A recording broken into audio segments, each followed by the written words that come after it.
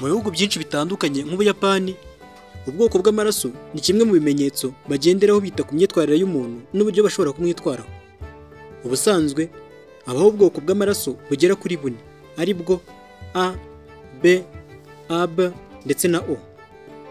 Muri iki kiganiro tugiye kurebera hamwe imico ya buri muntu bitewe n'ubwoko bw'amaraso. Umuntu ufite ubwoko bw'amaraso ya A agira imico myiza ikurikira: aritwararika cyane, agira gahunda ndetse n'impuhwe, aribwiriza kandi akunda kubahiriza inshingano yahawe, akunda kuba umwizerwa cyane mu bintu bisaba ubunyangamugayo, akunze gufata umwanya uhagije cyane ku bintu akabisesengura mu buryo bwimbitse akabisobanukirwa, yanga umuntu umutunguza ibintu atigeze amuteguza mbere, agira kwihangana kwinshi cyane, biragoye ko yapfa kuvuga ibimurimo. Imyitwarire mibi iranga umuntu ufite amaraso y'ubwoko bwa A nuko agendera ku mategeko cyane, aritwararika bikabije ku buryo bibangamira abo bari kumwe, ntajya apfa kwizera umutekano we na gato, ku buryo nk'iyo afunze urugi akomeza kugenda arujigeza ngo arebe niba rufunze neza koko. Buri kanya aba arimo gutekereza ku tuntu twose aduhuza n'ibyahise n'ibirimo kuba uwo mwanya. Agira amarangamutima adasanzwe cyane, iyo yishimye yishima nk'uzapfa ejo, yanababara akababara nk'uzapfa ejo. Imirimo akunze kugaragaramo kenshi, akunze kuba umushakashatsi kuko muri kamere ye aba ashaka kumenya ibintu byinshi cyane. Akunze kuba umu-engineer cyangwa se umu-editor. Akunze kuba intumwa ya rubanda, ariyo bakunze kwita umudiplomate. Akunze kuba umuntu ukora porogaramu za mudasobwa, aribyo bita computer programmer.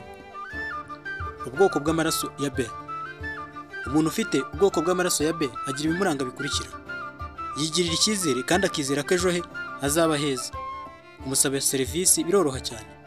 Aba inshuti y'umuntu uwo ari we wese bahuye kandi akanamukingurira umutima. Amenyera vuba ahantu hose agiye bwa mbere. Akunda iminsi mikuru n'imikino bikabije cyane. Akunda kwanga kuba ari wenyine. Akunda gushobora ibyo kurya cyane. Agira apeti. Imyitwarire mibi imuranga: akunze kwibagirwa, afata icyemezo uyu munsi ejo akagihindura. Ntajya ashobora kubahiriza inshingano yahawe. Arikunda cyane, akora ibyo atekereje ubwe atitaye ku bandi cyangwa se ngo ababaze. Akunze kwica amategeko, iyo ahuye n'ikintu kimushengura umutima agahinda ke kamara igihe kirekire. Imirimo akunze kugaragaramo akenshi: umuntu ufite amaraso y'ubwoko bwa B akunze kuba rwiyemezamirimo cyangwa se umuntu wikorera. Akunze kuba umunyapolitiki, akunze gukora akazi ko kwamamaza. Ubwoko bw'amaraso ya AB. Imico iranga umuntu ufite ubwoko bw'amaraso ya AB: azi gukurikira inzozi ze cyane kandi akanamenya no gukurikiza amategeko. Akunda kuba atuje, agira amarangamutima nk'ay'umuntu ufite ubwoko bw'amaraso ya A. Akunze kwizera imbaraga z'imyuka cyane nko guterekera cyangwa se iby'ubuhanuzi. Agira ubuntu n'impuhwe kurusha abandi bantu bafite andi maraso.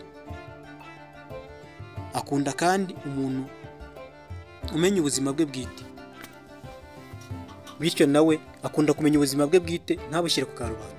Yirinda kugirana ibibazo n'abantu. Akunda kugira ibintu bimushimisha cyane cyane nk'imiziki, filimi, imikino n'ibindi.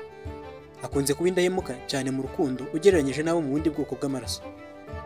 Imyitwarire mibi akunda kugira: umuntu ufite amaraso y'ubwoko bwa AB agira inzika zidasanzwe kandi ntapfa kubabarira iyo mwagiranye ikibazo. Iyo agize ikintu kimushengura umutima abimarana igihe kirekire, arakazwa n'ubusa.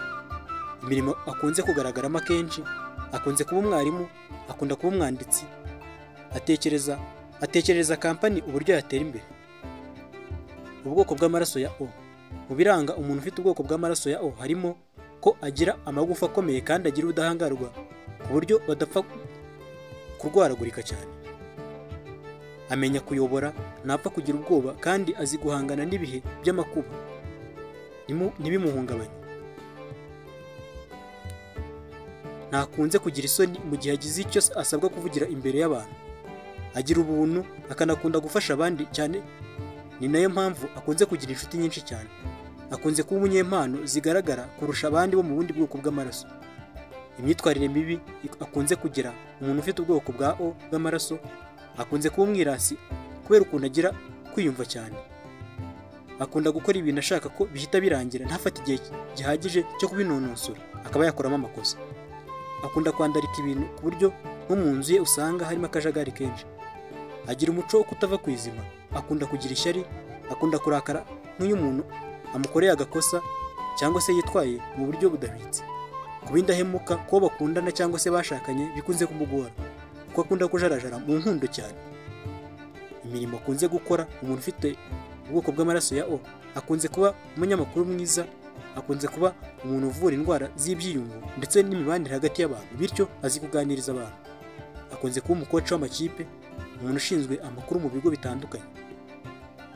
Ashobora kandi kuba umukorerabushake, umuririmbyi cyangwa se umushyushyarugamba, kuko adatinya imbaga y'abantu. Ngiyo imico itandukanye ya buri muntu bitewe n'ubwoko bw'amaraso twagarutse muri kino kiganiro. Niba wagikunze nugenda udakoze subscribe, kanda like, usige comment, ukore na share nyinshi cyane, tujye tubana buri munsi mu bindi biganiro. Njye nitwa Charles Gahigana, hasta la vista.